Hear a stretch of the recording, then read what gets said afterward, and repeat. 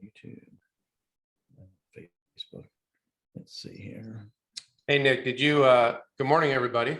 Hey, good morning. Let me go. Did you spotlight me or pin me? I think you're pinned. Yeah. Hang on. I'm trying to get live on Facebook real quick. Let everybody in.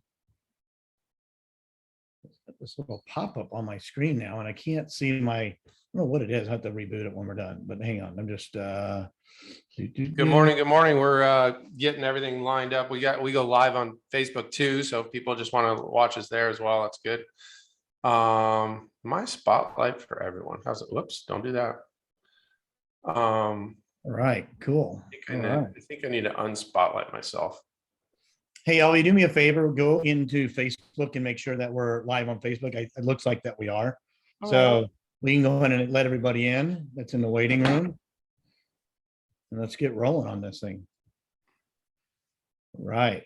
Come on in. Hey guys, when you come in, please do me a favor and mute if you're not. And we got a lot to cover. You're muted. We can't hear you. Oh, there you go. So we're super stoked.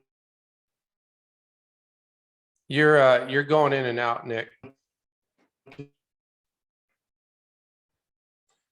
We're just gonna let everybody hop. We're gonna let everybody hop on. I muted. Okay.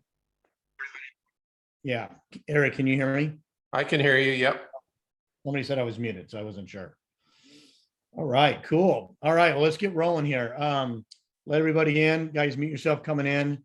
I'm sure people be coming and going. We're putting this in the Facebook group, so you'll be able to go back and watch any of it. So, yeah, today, man, we had a great call last week with the deal or no deal, right? We had tons of questions. Hope that was a great value. If you missed it, go back into the Facebook group, rewatch the replay, download the current version of the modeling worksheet, and start doing deals, guys. I will say this, because when you guys submit the deals, I'm not even going to respond if you can't follow instructions. Okay.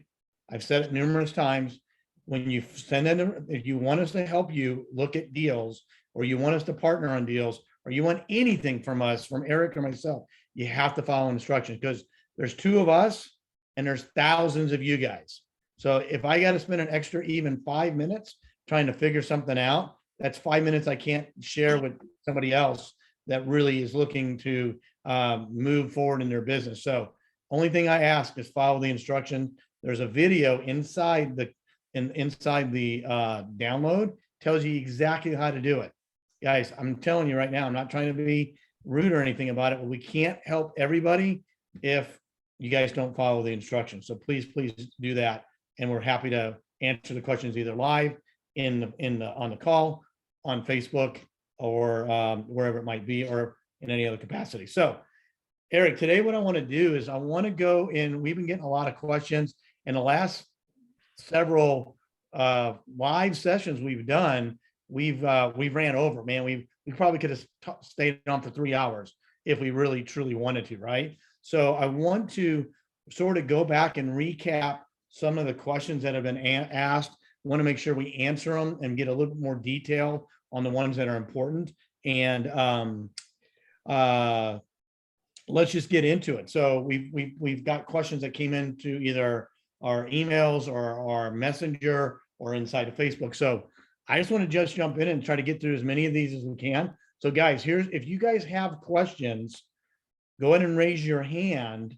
Okay. We'll get through all the posted questions first. If we answer your question, just take your hand down. If we don't get to it, we're going to go to the last 15, 20 minutes or so and answer any questions for anybody that's on the call. So first question, and these are in no particular order. It says, hey, will note buyers, Eric, so here's the question for you.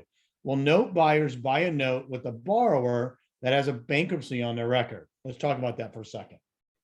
So I'll give you my opinion and my experience. So bankruptcy, it depends. Okay. So it depends. But my answer to that is most of the time, people, in my experience, most people that go into bankruptcy had some other credit. They might've had a a divorce or a medical problem or something. It might have been, it was a short-term problem that turned into a big financial crisis for them. So they bankrupt out, but guess what they're unable to do at that point? Go get more credit in order to put themselves into a credit crunch again. And so what I do is I review their financial situation, their ability to pay. And if they're, I'll review it, because if they have the down payment and they have the ability to pay and they're unable to go harm themselves with more debt, then I look at them as a qualified borrower to me. That's how I do it. And I've done it both ways. I've had BK borrowers that are always going to get in BK every 7 years, and you can just see the trend. And then I have people that just had a short-term issue that turned into a financial crisis, and now they're working again, they're paying bills, they're doing their thing, and they deserve home ownership. And so we provide home ownership to them. So what's your take on that, Nick? Well, I think the answer for me is a little bit more structured, okay? And it gets back to the underwriting of the borrower, right? So the bankruptcy is not, we're not looking at it in a vacuum. Let me say it this way. Bankruptcy is not an automatic disqualifier, okay? What is a disqualifier or not doing things correctly, such as underwriting the buyer, getting their application, getting their credit score, verifying their employment, their financial capacity to make payments. If they do have, we are a scratch and dent lender for a large part of the population. There's going to be some, otherwise they would go down to Wells Fargo and go get a traditional bank loan. We already know that's not who our target is. So the short answer is it's just one piece of the underwriting process. That's why when you go through, and it's super, super, super important, especially if we're going to buy notes from anybody that creates them, that they follow the underwriting guidelines. That would all be found in the underwriting guidelines, right? Because 100%. the underwriter, the servicer, I mean, the underwriter, the Armalo, everybody would see that in there. We would review that and we would catch it. And then we would make an evaluation based on, because they might have a BK and have a 750 credit score. Right? I mean, we don't know, or they may not have a BK at all, and they have a 400 credit score. Here's my opinion on that, and you're dead on, Nick. The process will come out the other side, and this is more as, does a note buyer care? Well, if the borrower is qualified and the package is underwritten correctly, they especially when we're creating notes at 75% LTV and you're in second position the way we create this, I think you're not going to have an issue at all if the value's there.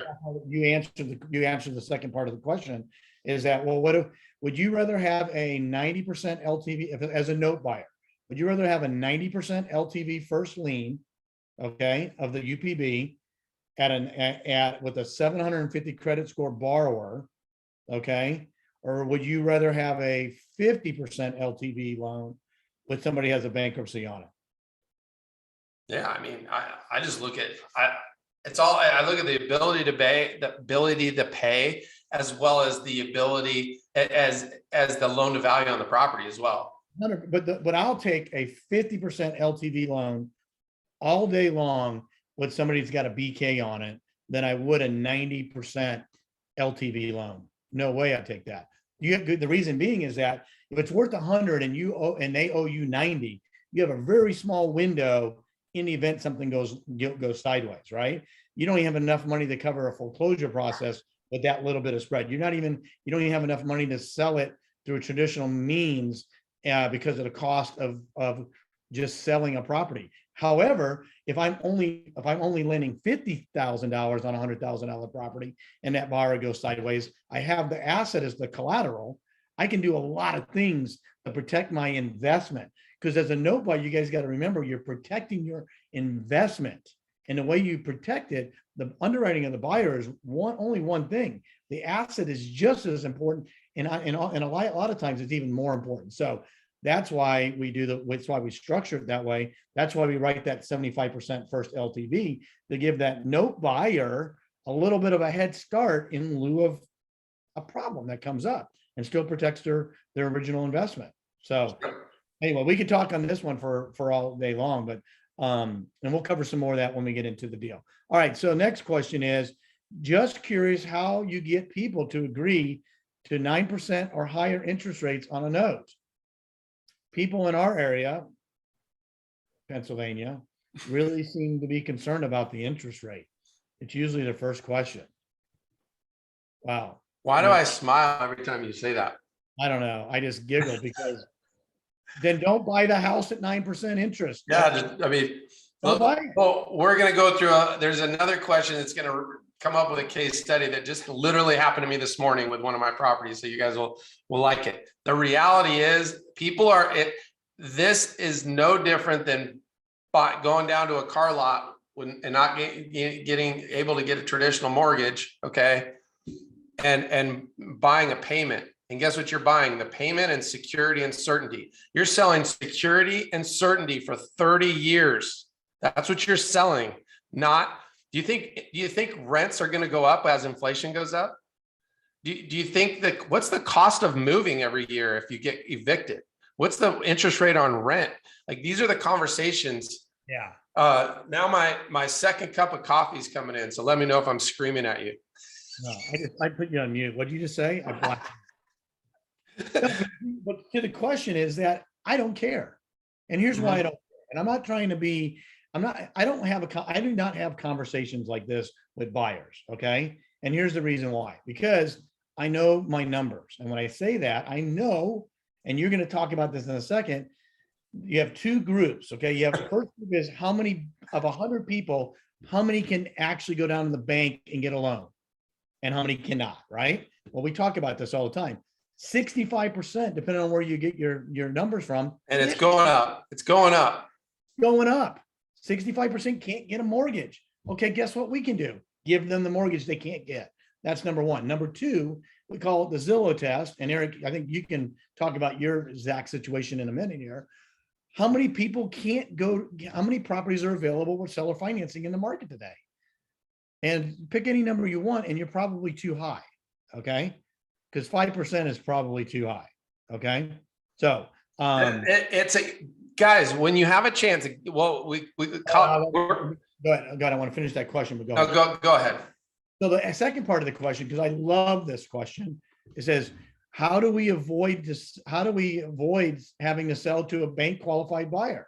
We don't avoid it. We'll sell to anybody, but guess what I won't do? I'm not going to give them 30 days to close.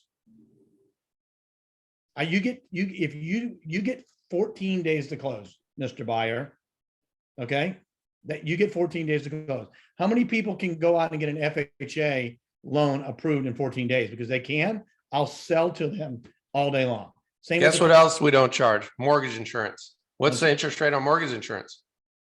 Guys, it's well, you right now with FHA, unless it's changed recently, you cannot get out of mortgage insurance unless you either refinance or get 20% equity, and it's a whole dog and pony show to get it done.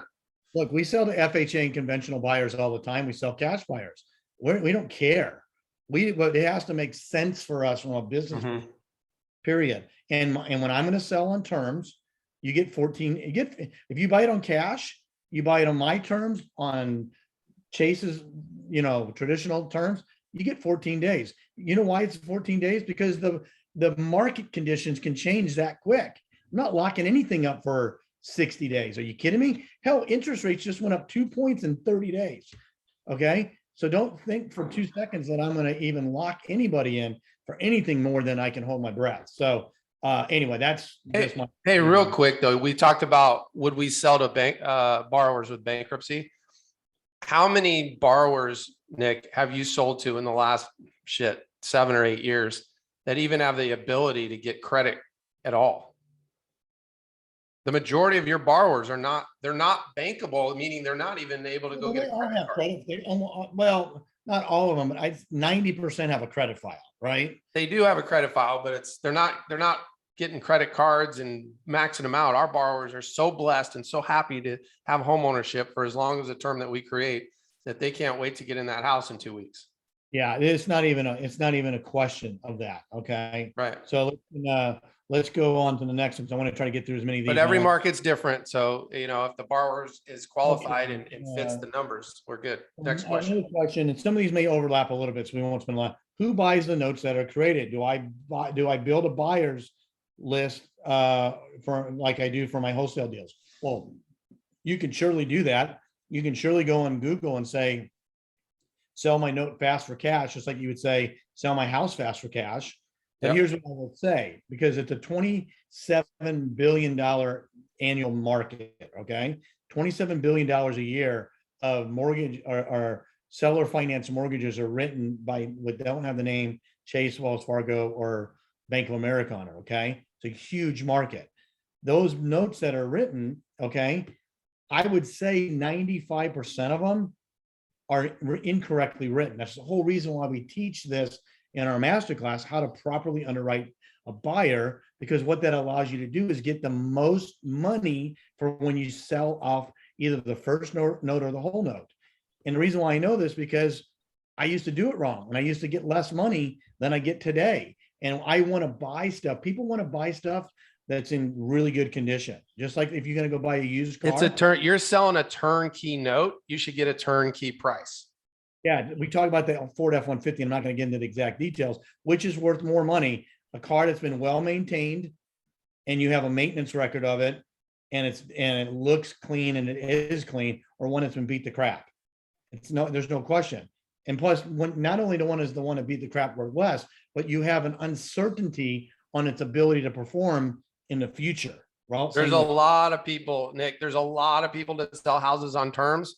They take the highest down payment on a napkin. They close it. They don't service it. They don't have it escrowed. It's a freaking disaster. They usually take the lowest down payment they can. Well, yeah, you're right. They do. I mean, they don't take a 10% down payment or 15% down payment. They take $500 down. Ask me how we know that. Because we look at notes to buy all the time. We just looked at a note, and it was like, first of all, it was overvalued. The credit scores were really low. Interest rate was, the down payment was low. The down payment was like less than 5%. Yeah. You're putting can you sell that note? Absolutely. Can you sell that note for maximum value? No, because let's just take a $150,000 note for 1 second here. Okay.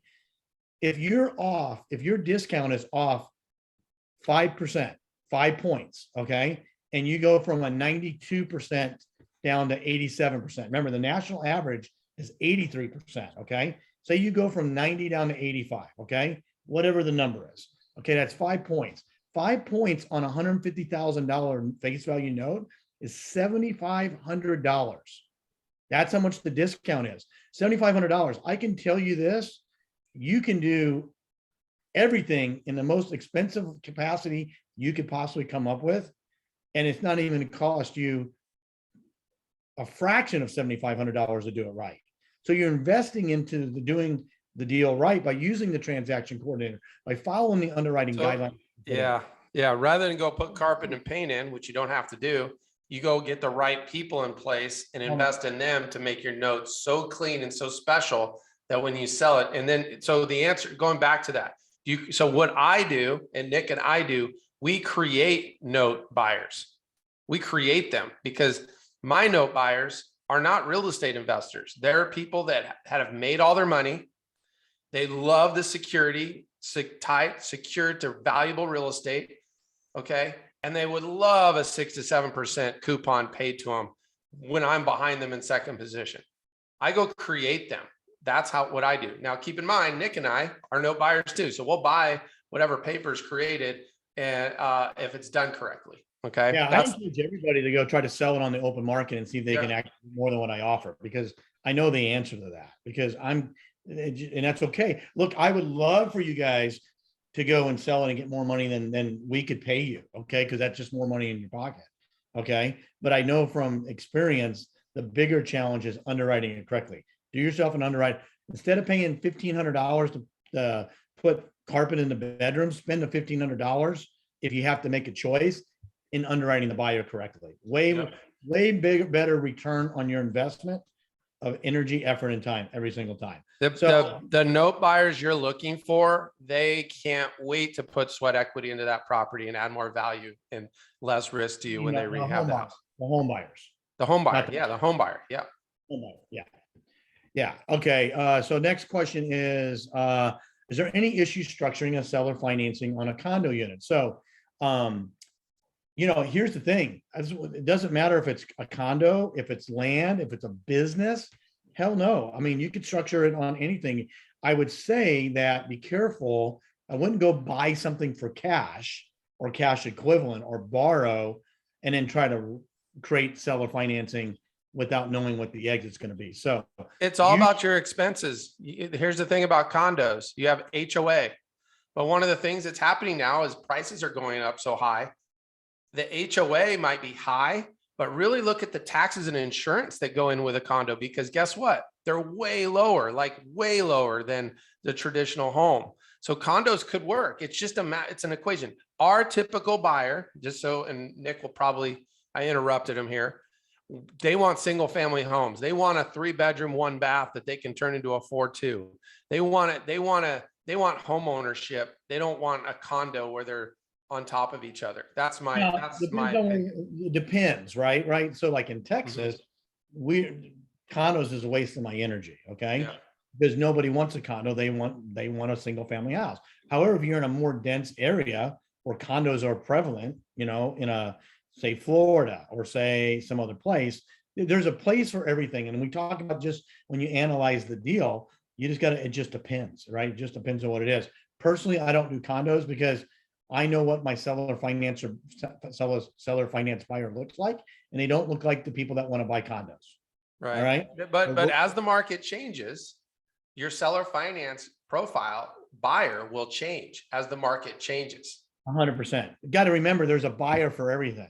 It's also, it just depends on what the value is. I mean, Nick had a condo sent to him literally he's in Austin. I'm in Scottsdale. He sent me a seller finance deal that he received that we were going to get at it wasn't at 10 years at like 3 or 4% interest, or it was yeah, I remember now, but yeah, it was phenomenal. And we missed it by 24 hours because the debt was so way better than the deal, because we knew what we would do with the debt. But that's another conversation in itself. And we'll do a case study on that, but that's more that we got the seller involved as the bank instead. So the next question is, when selling the first position note, how much should we discount it? The calculator has it set at 10%, but when I plug in all my numbers, the spread between the discount and my first position payoff takes all the cash now away. Should we lower the note discount amount? Anyone have any issue on this? So, okay, modeling software is a forecast. Okay. It isn't necessarily mean that's exactly what's going to take in place. However, if you use the modeling software correctly and you have a positive number in there and the cash number is at least 5,000 or greater on the model, then it's going to yield you it's a deal worth moving forward, assuming that you put everything else in it. So here's the things that you can't adjust in the model.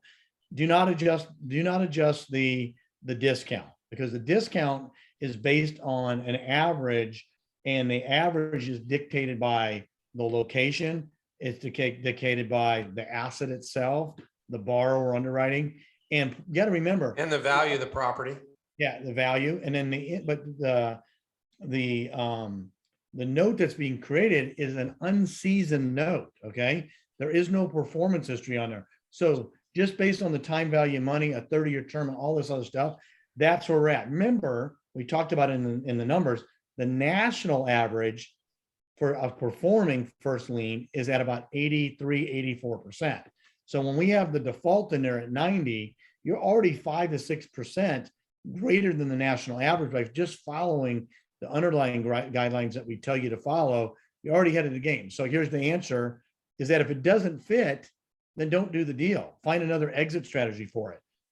Fix and flip it, wholesale it, do something else. Don't go in and try to put a square peg in a round hole.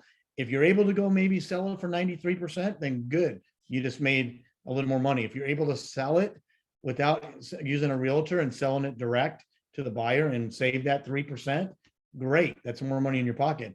But do not model it by changing those numbers, because you're going to get yourself in a situation that you don't want to do. Well, yeah. If you're not taking enough discount off the first lien, Now, keep in mind, like, and Nick and I go through this all the time. If you have a second lien paying you $350 a month and it costs you $5,000 to own that property, or to create this whole deal, and it's an out of pocket of $5,000, would you do that deal? I know I would. I mean, how long does it take me to get my money back? It doesn't mean this model that we teach, and the market is changing rapidly right now. There's a lot of moving parts in our favor, by the way, because credit's going to get harder. It's getting a loan is still really hard. I don't care what the interest rates are. So if you have the ability to provide financing, it's a super, super huge. That's why Nick and I created this program, is because when you know what we're talking about right now going on in the future, it's such an advantage, because you're going to look at these properties completely different. Next question. All right, next question is, on the modeling worksheet, do we enter a pre-rehab estimate only if we are planning on rehabbing the property, or does the estimate go in there regardless? Well, we talk about grandma houses all the time, right? So the number I'm putting in there is what, Eric? Zero. Zero is a number, right? Unless grandma passed and the kids live in Tennessee and you're buying a house in Dallas, and you're going to spend $1,000, or get a good deal on the property. Maybe you spend $1,000 or $2,000 to box up their stuff and send it to them, because you're going direct to seller. And then from there, you clean the property out, but there's no rehab on our property. Regardless of what, any money that you put into the property, it goes on that line. Yes. Okay. Whether you're going to do a gut job or, haul off stuff to the dump, and if there's a cost in it, that's where you would put it in there. So it just goes in there.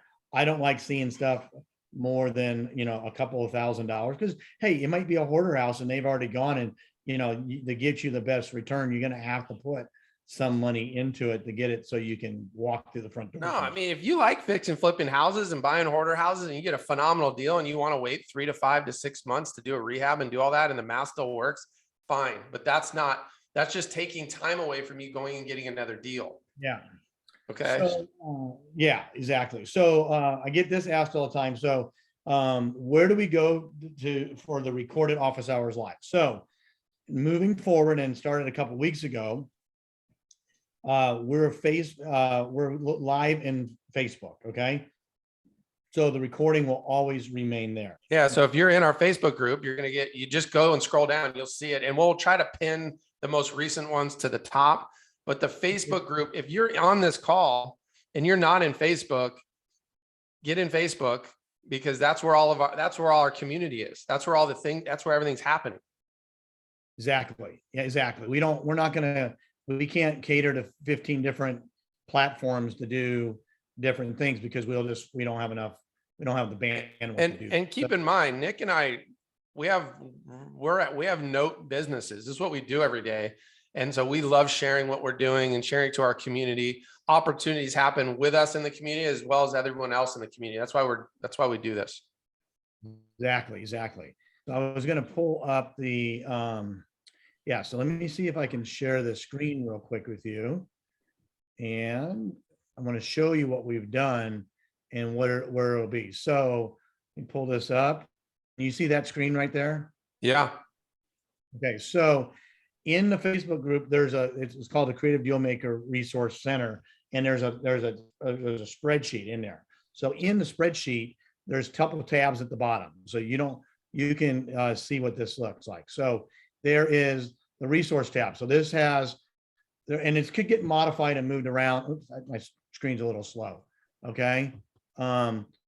So there's different links for different things. If you want the modeling worksheet download, click there. If you want the transaction coordinating link for our resources or who we use for that, click there. If you need a hard money lender or dispo services or virtual VAs or whatever, there's your resources. Okay. Save this link. It always gets updated as we go along. Then you have the office hours live. So if you're not in Facebook, which you should be to get this information, because I'm not sending this out in an email. Okay.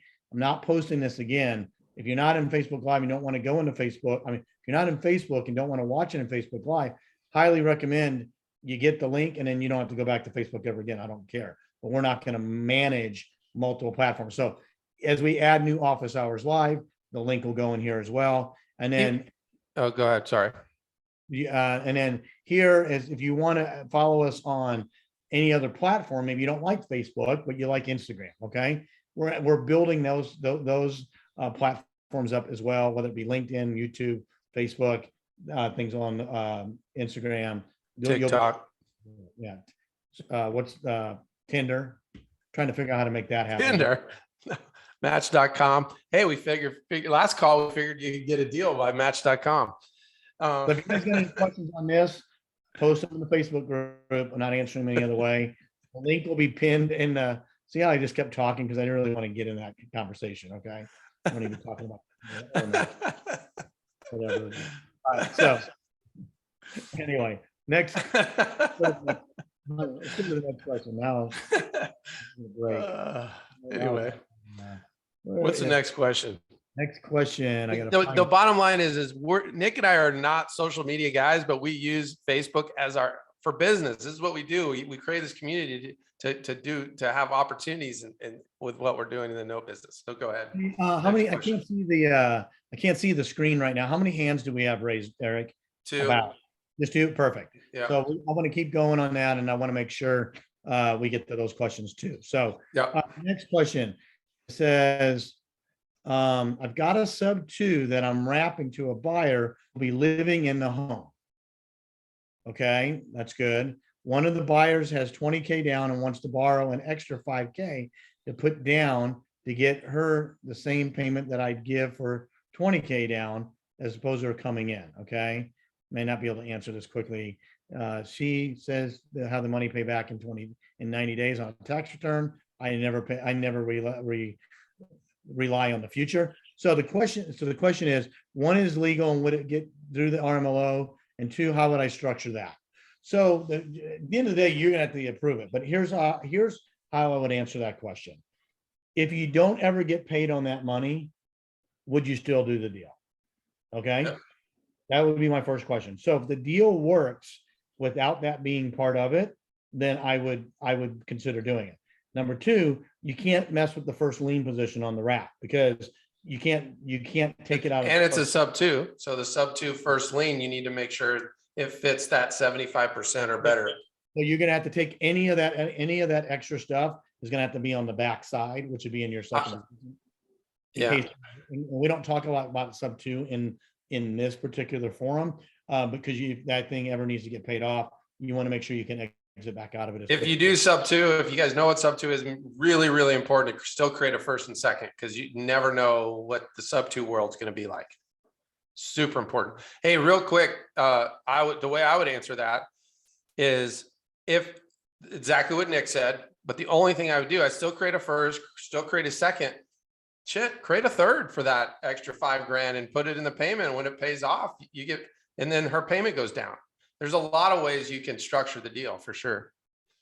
Yeah, exactly. I mean, you can have a first, second, third, fourth, fifth. It doesn't matter. Just as long as that first lien, you're in a position where if you need to exit out, if that sub 2 gets called due, that you're able to structure it that way. But I'm a huge fan of sub 2 right now. Oh, it's only going to get better, and just going to get better, man. That at some other point in time, because you can still acquire with sub 2 and still do the back end strategies that we're talking about. In fact, I buy stuff sub 2 all the time. Yes. We talk about how to buy it without sub 2 because it opens up your universe to a lot more deals when you can go pay cash or cash equivalent to still have the same outcome. But sub 2, there's some. I would not do our strategy of the first acquisition, the sub 2, unless you got somebody that understands it, that's working with you. But guess what? If you have one, post it in the group. Nick and I we'd love to partner with you on stuff like that. If the math else can have to collaborate that has the experience. Because remember, what we teach in the Creative Dealmaker Academy, cash now, cash flow, cash later, with little to no risk. Guess what you do? What you get when you have a sub 2? Risk. Risk, right? So I'm not saying you can't do it. I'm just saying it's you got to be careful when you manipulate the model, and because there's no really black and white answer to assess a value on risk. I can tell you what the value is on no risk, but I can't tell you and I would have a different opinion on what risk is because we have a different opinion on what risk would be. So I don't wanna- But here's the thing, I can promise you, because Nick and I are in every community out there where we teach other guru fix and flip wholesale guys what we do. And there's not one of them that talk about creating a first and second on a sub two, right? They just don't. And it's going to be a massive problem out there if it's not structured correctly. But either way, you just got to have the ability to fix the problems if they're created, right? Yeah, exactly. So next question is, it says, I came across something I've never seen before. Mortgage is free and clear, but there are involuntary liens on the property. What does that mean? Well, I don't know what type of lien it is, but a lien is a lien. It has to be cleared some capacity, right? So it isn't a free and clear property if it's got a lien on it. It might not have any debt on it from a lender, which I think that's what he was trying to say. It could be it could be IRS tax lien. Well, guess what the IRS doesn't care about? If the seller sells the property and doesn't get I've done this. I'm not saying it works today or all the time, but it works for me. It's worked for me. The seller sells the property and doesn't get any of the proceeds, that tax lien will go against them and release themselves from the property. Most IRS tax liens will do that. And most competent title companies that have that are run by attorneys, right? They should be able to direct you and answer some of the questions like that. I know if you're doing it goes back to our transaction coordination process. If you're using the people that keep in mind, the transaction coordinators that we're working with, guess what? Why there are transaction coordinators? Because they're being trained by us to do this at a larger level. That question would be answered and resolved through that process.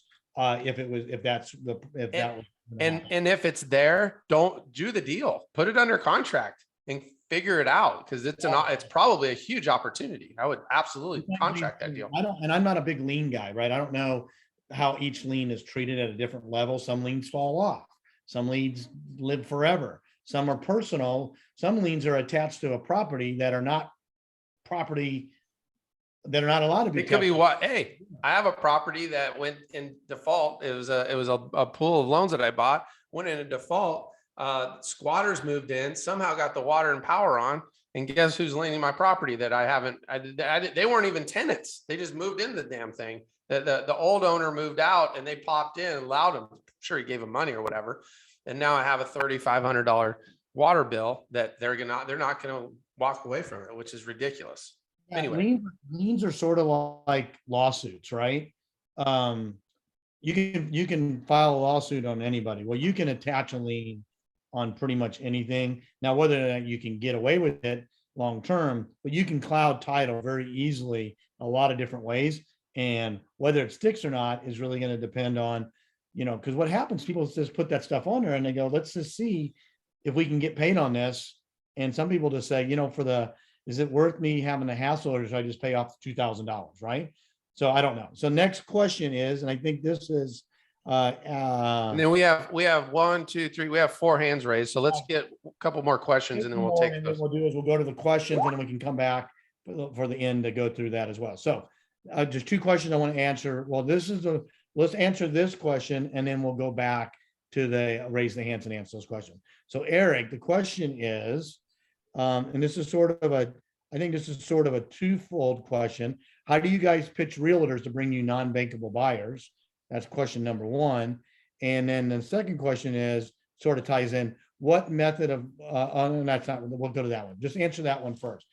How do you find buyers for the property, and how do you guys pitch realtors to bring you a non-bankable buyer?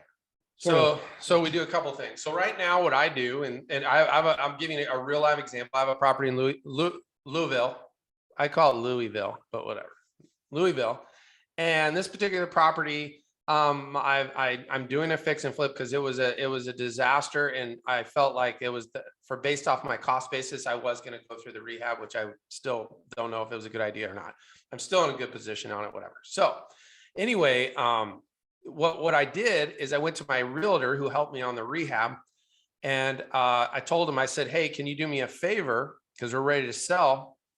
I'm going to pay you 3%, but I'm not going to list the property. I'm only going to use the network, and I'm testing it right now on as the market changes, I do different things in different markets. But so anyway, I said, do me a favor, send me all the listings that fit that model, that property that are active on the MLS. Okay. And then send me a list of properties that are active on the MLS with terms, seller financing, lease purchase, make up whatever thing you can think of for terms to search and send them to me. This literally happened to me like an hour and a half ago. So as I'm working out this morning, he's texting me back. So he goes, there's 194 or 198 active listings.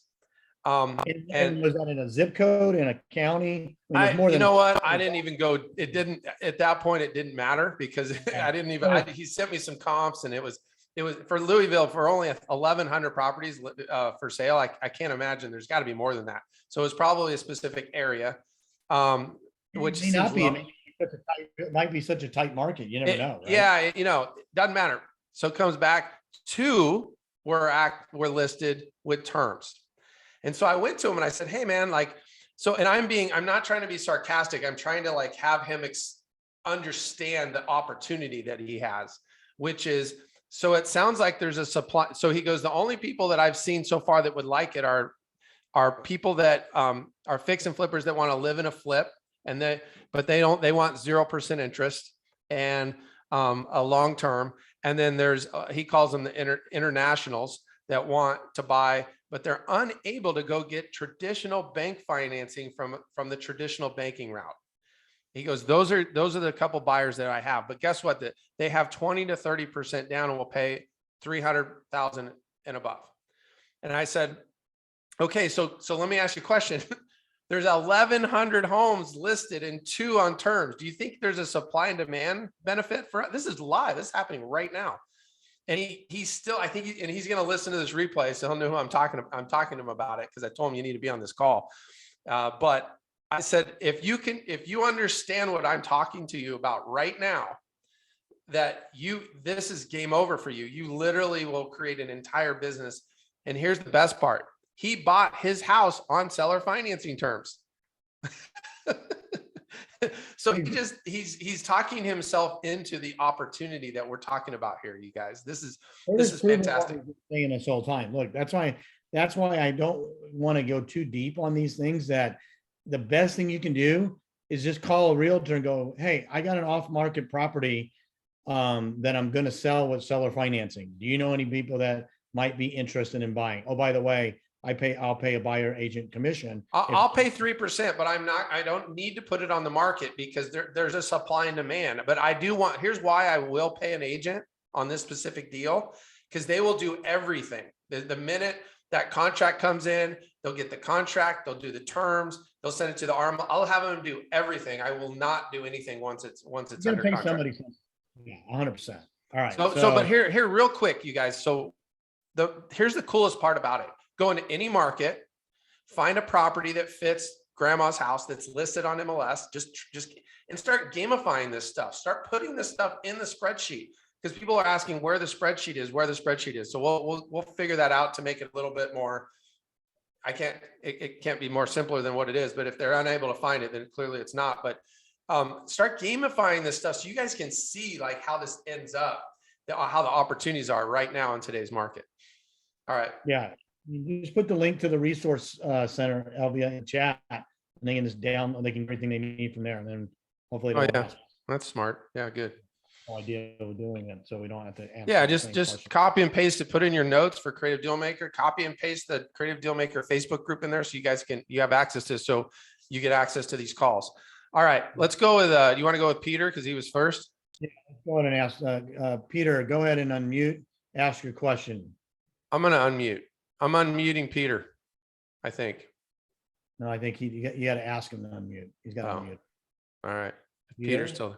Hey, Peter. Oh, Peter. I hit the button by mistake. Sorry. Hey, no worries. How's it going? What you got? Good. What's your question, buddy? No. I didn't have a question. I hit the button. Oh, okay. Sorry. No, for using up time. No worries. We're going to go to Adam. Adam, you're up. Have a question, raise your hand. How about that? All right, Peter. Adam, go ahead and unmute and go ahead and unmute. What you got, bud? Okay, so I bought this house for $10,000. I'm selling it for 73,300. I didn't do anything to it. I didn't even clean it out. I finally had one of my buyers went out there and looked at it. He says, "Yeah, I've got to clean it out. You want me to do that for you?" You know, type of thing. The buyer that I've got for it is actually she was looking for a rental, so now she's all gung-ho about moving in and having her own house. My question is, at 73,300, I don't have any comps. I'm in the middle of nowhere. Am I going to have trouble selling that note? Well, the actual note will be lower than that, of course. What do I do about comps in rural areas like this? I mean, I would just go, why would you not just go get a BPO done from a realtor, a broker price opinion, or call somebody to just go get it appraised? I mean, if you need to know You that. need it for the note. You want it for the note sale because you want to get 40. Yeah, I want you guys to buy the note. Yeah. Well, Yeah. that's gonna be, somebody's gonna have to determine the value of it, and it's gonna, if you don't have a lot of supporting documentation or comps. Okay, That's- then if I do have to sell a property higher than, you know, what I can prove it's worth, how much can I still sell that? Is it just going to be a bigger discount? How much down are you going to get? Probably in this area, 5,000. Okay. So, I mean, you just need to look at it. I mean, obviously, the lower you can write that first lien LTV, are you trying, you want to stay in the deal and keep the second, I'm assuming, right? Yes, I'm keeping the second. I'm creating I'm also creating a construction account. I'm buying a new roof, at closing on this one, but on my future ones, I'm planning on creating a construction account with some of this money so that they, they have a head start to start working on the house. Where is this located at? What city and state is it in? This one is in Ambia, Indiana, little tiny town about 5 blocks wide. No, I would What's go. the population? Probably 17 people. What's the nearest? I don't know. What's the nearest metro with? Oh, that's 40 miles away. It's in Lafayette. Like I said, I've got 25 people that wanted it, but I've got about 10 people that can qualify. So now I need 9 more houses over there. Gotcha. Yeah, nice work, man. Yeah, Nice I think job.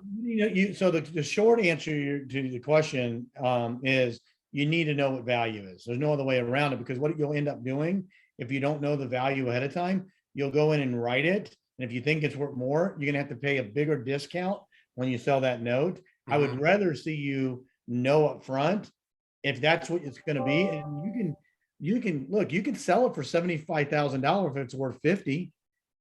That's fine, but you're not gonna get 90% of 50. Right, I understand that. Am I going to get 80%? You're gonna get 75. You're gonna get 90%, 75%, 90% of the 75%. Most likely, if it's rural, it might be less of the market value. You need to know the value. Okay. Here's the reason why, because you don't want it, because if you don't do it that way, you have to pay the discount. Okay. Right. So giving the money away, you're better off knowing what it is, writing a smaller first lien, and instead of discounting it and losing it, keeping it in the form of the push it back to the second note. But here's the thing, Adam. Okay. Here's the thing. That's the other way I thought it would. Here's the thing. You paid $5,000 or $10,000 for the house. You're gonna get 5,000 down. Go. If this person, make sure she can qualify and the math works and everything's good. And then at closing, you're going to disclose, I'm going to create, you're going to get a first and second, whatever it comes out as it is. That's how I would do it. I mean, her payment's it's going to be at least $700 or $800 a month. I would imagine. Yeah, it's right around 800 there. Yeah. You're going to have all your money back in a few months. Like that's a home run. Yeah. I mean, yeah, exactly. So these rural markets are so profitable in our business. My God. You just might need to hold on to more of it in the forward of the second note. For example, instead of writing, say you get 10% down and you write a 75% first and it gives you a 15% second, you may have to write a 60% first and a 30% And second. in this case, it might be 50%. Yeah, It doesn't matter. 40%, It but it doesn't doesn't matter. matter because you're getting it, you're still getting the full value of it. You're just gonna have to take some of it in the form of the note, but. Right. This is all about a retirement account anyway. 100%. Yeah, nice work. And you've got 9 here. So let real quick for the listeners and viewers, how did you find the other 9 people? Well, all I've done is I put 2 ads out. I put one in Marketplace and one in Craigslist, the local Craigslist. And the guy that called me on Saturday morning, all excited, he's got 6 kids like I do. He was waiting for the youngest to wake up so they could drive out there and look at it. He's spent the last 3 years improving his rental. You know, he wants a place. He's been looking for something like this forever. He saw my stuff online that it was up for sale for $16,000 and I'm selling it for 78. He says, I got scammed before. We moved into a house we bought and the guy didn't even own it. We had to move back out. I just want to make sure this is real. And I said, no, I just bought it. I'm closing on Thursday. That's why you can't see it until Friday. Oh, okay. I'm fine with that. I'm fine. You know, he doesn't care about the numbers. He just wants a house. There's not a better feeling in the world to sell a house to a family like that. And they'll have that, and they'll have that for as long as they want to keep paying, you know? Yeah. And so I got him, I got this other woman that's got 4, the one that's going to buy it. She's got 4 kids, 1 on the way. Her mom will co-sign for her if she can't qualify. So she'll be the buyer. But then there's another one that has kids and her dad gave her the $5,000, get the hell out of my house. Well, you got to be careful with that because they still have to qualify. She's got her brother that will co-sign with her. And if all else fails, I'll find a trailer for her. Yeah. And keep that one myself. I won't even try to sell it. I'll buy it for, $30,000 and I'll just keep it. I mean, Keep you're us posted. doing Bring us up to date all the next right week. things. That's Keep us awesome. up to date. Love it. Yeah, okay, We got to go to John, but nice work, Adam, man. Yeah, Good thank you. job. Keep us posted. John, what do you got? Jonathan, unmute yourself and what do you got, bud? Hey, good morning, guys. Thank you. So I have this one that I wanted to, it's almost like a sub 2 where I'm thinking about just getting like the debt service coverage ratio loan and then just sell it on seller finance. And it's a higher cash flow that way if I keep both in place versus selling the first. So I'm glad you brought this up. What's happening? John and I were texting this morning. So Yeah, so one thing I'm gonna say on this, I think this is gonna be a lot longer explanation and answer than we have time for, so, but I am not opposed to taking this offline and maybe bringing it in where we can actually give it the time that it's probably gonna need, because Okay. I wanna make sure we answer some general questions and answers. Do you have something specific that we can answer, like in a yes or no kind of question on this? You actually kind of did answer the buyer side of things, but I'll go and skip that one. I'll answer, John, I'll answer your question real quick and then we'll go next. But the Burr method is starting to not be such a great model right now because of the way prices are. But the Burr method with what we're doing is a phenomenal model, but there's risk. That's all I can say about that. But the cash flow is phenomenal. So I know what you're going with this. Buy it, wrap it. You just have to make sure you have the ability to exit out if there's a due on sale clause. So Yeah, and that's a great question. And we may do something for people that are interested on a voluntary basis in the group where we might go into something that's a little bit more risky and because there's a ton of great stuff, but we really want to make sure that we keep this to cash now, cash flow, cash later, and with 0 to risk in this particular group because there's a lot of different levels of experience, and we want to make sure we take advantage of it. We'll do something and we'll share it with the group because we're either going to do a workshop or a half-day event or something in the very near future. It's not, if you're in the group, but we won't do it in here. We'll do it some other place that you guys can come in and learn when we have more than an hour. Okay, so I have something relevant. This will be quick. So let's say if everything's done properly, first, second, let's say I need to liquidate it. Everything's written perfectly, and you guys like the area, zip code, property value, everything. How fast can we liquidate a note if it's everything's like check all the boxes? About Meaning- it not, I mean, we could do it as fast as we want to. It takes us to the review the underwriting file, right? So not very long. You're looking at probably a week to 10 days. You know, Okay. No, just a note purchase is quick. It's a purchase and sale agreement to the deal. You I can mean, liquidate there's quickly. due diligence, don't get me wrong, we got to validate a lot of this documentation, but if it was done correctly from the beginning through under our protocol, it's super fast, right? Yeah. Only thing we have to do is look at what was done however long ago you created it and see what's changed. Did the property value change? Do we need to pull an updated credit report on the borrower? Just little stuff like that. But I would say it's about 10 days, you Okay. know, about 10 days. I mean, that's about it. All right, Thank you. cool. Jonathan, take care. All right, let's go to Dan real quick, and then let's go through there. We'll do Dan, James, Kevin, and Clark, and then that'll be the end of the questions. But we can come back and do this again next week if we want to. Go Yeah. ahead. Dan, what you got? Oh, hey, Nick. First of all, I want to apologize. I'm probably one of the reasons of your frustration with the deals. I'm not frustrated, man. Believe me, I'm not. But My favorite word in the English,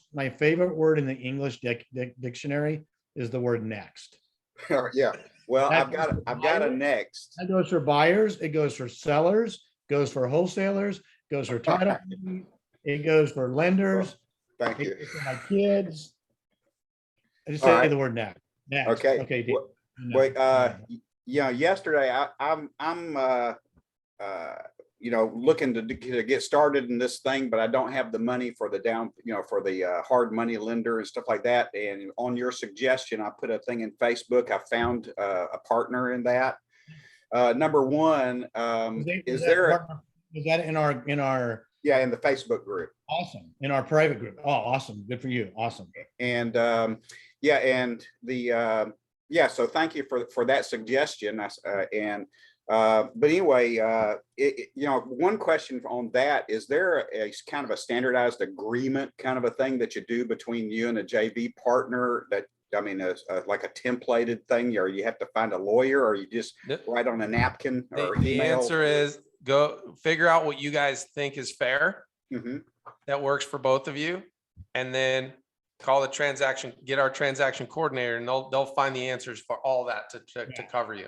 Okay. Yeah, we don't, and if you notice, and I think this question came up at some other point in the past, if you go into our masterclass, you will never find any templates for purchase sales agreements, transfer docs, longes, any of that crap. They're examples. For examples, Right. and you can take those examples. I would highly recommend whatever the verbiage is in those documents to replicate, but somebody's going to need to create them on your side, because we're not CPAs, attorneys, anything, right? We're not even. The cool thing is you guys come up to an agreement, and then you go spend a few bucks and have it filled out, and then and I can tell you that's the best way to go, because then your both expectations are handled contractually versus Right. if something doesn't go well, it's not fun. Right. Yeah. Okay. But All right. what you're doing is the right way to do it. Hey, hang one sec. Hey, LV, can you do me a favor and make sure that we save a copy of the chat so we can grab whatever questions we don't get answered? Yeah, I have that already. What we'll do is when we go into either next week, we'll do part 2 of this. So I think this is extremely valuable. And then if you have any questions, submit them on Facebook, and then we'll put them in there and we can go in deep dive, because I like this method a little bit better, because it just gives us some time to discuss some of the stuff. So Dan, if you got any other questions. Well, use yeah. the Secondly, I found the partner here Sunday night, and yesterday I found a deal that I'm actually going to go see today, and I want to close on.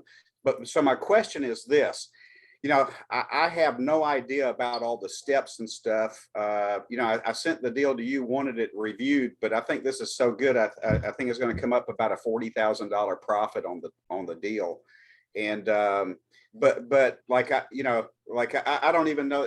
Yeah, basically I'm asking, what do we do in terms of helping get guidance to walk through all the different. I mean, it's all steps there. in this It's all in it's everything there is either we've talked about it or it's in the vault, right? Are you in the academy? Yeah, Oh, okay, Have okay. you gone through the entire Yes. course?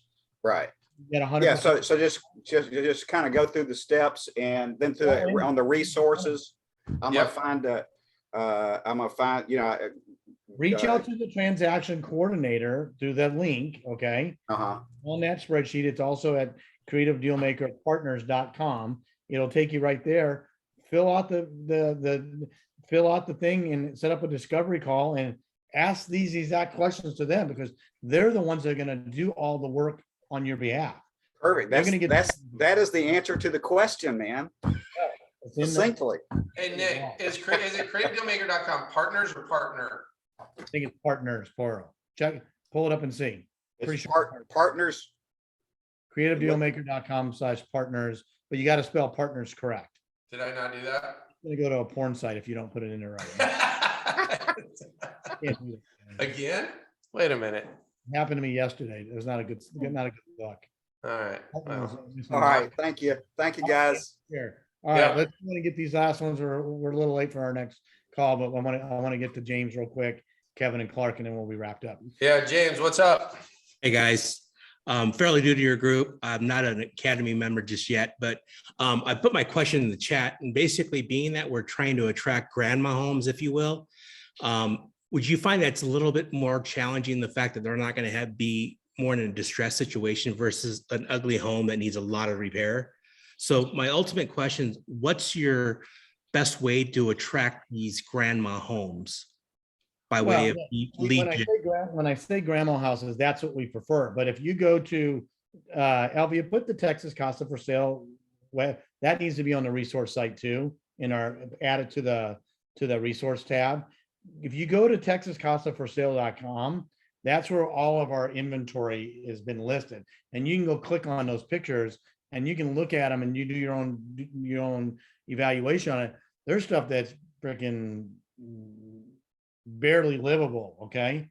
So it's not that we prefer it because it just makes it easier, but it's not a requirement, man. It's just not, but you definitely want to know that you can do it. And what I would say is that if you find something that's less desirable, then when you negotiate that with the seller, you just say, look, it's pretty rough. I think I can find a buyer for it, but I'm going to need to see what I can do first.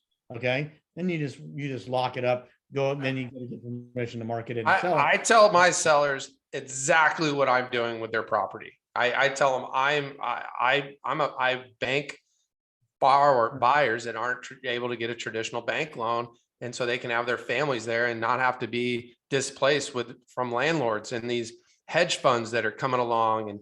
And so people appreciate that. They appreciate their property is going to go to another nice family, not some fix and flipper that's going to disrupt the neighborhood. You know what I mean? So I think I put the actual website, and I don't know what that was. Use Texas Casa for sale, because if we move it off as a server, they'll never find it. Okay. So what I'm hearing also, because Eric, I'm in your backyard, I'm in Chandler, and I'm looking at pretty foreclosures in my area. And look, these are not distressed homeowners, in the fact they're distressed by way of the pre-foreclosure, but they're not disheveled homes. So I'm thinking I should go to maybe tier 2 cities and look for distressed homeowners. Do you feel that would be more of a higher success rate versus? If they're in pre-foreclosure between now and the past 10 years, they probably have a pretty damn good loan. So there's opportunity there to do some subject to, that's a whole nother conversation, but that is a really, really nice opportunity. If you're able, do you have a homeowner right now that's willing to sell to you and they're in foreclosure? No, I'm in the process of, I have a lot of vacant properties though, that are in nice communities that I've skip traced and I can't get a hold of them. And the foreclosure date's in June. Okay. So I have like 5 of those that I'm just trying to, I door knock them. Yeah. I'm doing old school. I'm not marketing. I'm just old school door knocking. Good. But trying to skip trace. I have skip trace services, but I can't get a hold of these guys, and they're in damn good properties in the community. Yeah, so, those are opportunities, man. Don't give up on them. Man, there's people out there that can find anybody in the world. So you Yeah. dig a little deeper. When you Find- get those, just post in the group or message me and I'll see if I can help you because those are great opportunities. All right, I'll ping you, Eric. Okay, thanks, cool, man. Dave. All right, Thank you. real quick, Kevin and then Clark, because we're already over and we got to get on our other call we have. So Kevin, what do you got, buddy? Hey, how you everybody doing? Hey, Quick Kevin. question. The RMLOs that you guys recommend, I was trying to find that in the resource section of the program, and I couldn't actually locate it. So I have one, but my specific question is, where is it that you insert the first right of refusal when you're like, at what point in the process? Do you just mention that to the RMLO or what? Great question. So what you do it is through the transaction coordinator, okay? If you want to get it done correctly, because I'm telling you guys right now, if you guys try to do this on your own, and I'm not saying you can't or you shouldn't, but I will tell you from my experience, ask me how I know, because I've literally done this over 1,000 times. Right. Is you don't have the proper checklist and you don't have the proper people looking over on your behalf to make sure that you got all the T's crossed and I's dotted. Is it worth a $5,000 mistake for something that costs you a couple $100? It's just, it doesn't make any sense. The transaction coordinators are the trained experts, okay, that you need to use. And if you want to shadow them and learn how they do it and do all that other stuff, then absolutely do it yourself. If you do it, here's the way I do it. And I say this all the time, is that I want to outsource and leverage as much of my business as I possibly can so I can Right. focus on, okay? That's where the money is in getting the deal. If I can free up, we had, I think it's in the vault somewhere or it's online. When we had Rochelle in here, she talked about, I asked her the question, I go, how many hours does a trained, not, I'm not trained, you're not trained, no one's trained on here, transaction coordinator, how many hours do they commit to each deal? And she said it was like 10 to 12 hours. Okay. So if you think about it, if you're able to eliminate 10 to 12 hours from a transaction, how many more deals can you go potentially get if you're able to have 10 or 12 more hours aligned to go do it? It's more than zero because you got 10 or 12 hours. And the cost for that is, comes out to be, 12 or $1,500. You're going to make way more on any deal that you get. So I don't, you can go to those underwriters directly, but like we talked about before, for us to look at a note to buy, if it doesn't go through our portal, we're not even going to look at it. And it doesn't mean it's not a good note. It just means that then we got to spend all that extra time going through somebody else's work that we never vetted in the first place. And it might come out to be just as good or even maybe better if that's possible, but it takes us time to do it. So any additional money that we would have benefited from it, it gets all wiped out the door because we lost it on time. Okay. So Okay. question. All right. All right, last quick question. In terms of the. Go ahead. Yeah, go ahead. Yeah, In Clark. terms of- Oh, did you just mute Kevin? Yeah, I was unmuting Clark. Oh, okay. Yeah, go ahead. Go ahead, Hey. Clark.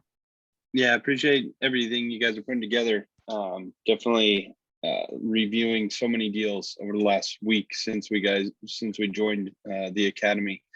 But from what I understand, what you're saying right now, rural, I mean, it could be as remote as that does not matter. That doesn't affect how much you can sell the note for. It's more so is the value there, and as long as you have a buyer in that property, it's not affecting the note selling portion. So you'll be able to sell the note, but you're not necessarily going to get the value of the selling of the note as you would instead. Because still think of it like this: it's still supply and demand, right? So if you put the note buyer hat on, and I'm now on the bank, okay, and that property goes into a default situation, right? Well, if there's only 2 people in the county, my ability to go find a buyer to replace the one that's in default is highly unlikely. So there's a risk, right? So those are things that come into consideration. But what you're able to do is, but in those markets, you're going to probably get a smoking good deal on that stuff, right? So instead of using a 72 or 75% calculation to figure out what the owner finance value is going to be, you might have to do it at 50%. Okay. And if the number doesn't work in the spreadsheet at 50%, then don't do the deal. Right. And we can, so I don't, what's going to happen is that you're going to get less cash on the sale of the first note, and you're going to get a bigger second note, which is fine because that's really what we're ultimately after. But you're just going to, it depends, and each one's a little different. But what happens when you use the transaction coordinator and you send that buyer to underwriting, okay, and we underwrite the file, and then you send it over for us to look at it, the purchase as a note, before you even approve the buyer, okay, we're going to look at that file and say, we will pay you X for this note, okay? Then you can go back and say, well, okay, or I can't do that. And then you don't approve the buyer, you don't sell us the note, because you don't want to go write a deal and make a note and approve the borrower and then find out you're going to lose 20 grand on the deal, right? Because of the discount. So what happens when you use the transaction coordinator, they underwrite the buyer, you get the underwriting package back. You can take that and not approve the buyer, because everybody that's been through this has gone in and applied for something, and they have to wait for a response or an approval, right? Yeah. Well, that's what you're doing. Even like if you go apply for a credit card, you may not get an instant response, and you may get a $5,000 limit. You might get a $50,000 limit. You might get a 12% interest. You might get a 25% interest. But my point is that window of time that you're waiting on to approve the buyer is what's being used to value the note. So before you say yes, because remember, we're approving the buyer based on what they give us. Doesn't mean we're going to give them the answer immediately. In fact, I would not give them the answer immediately.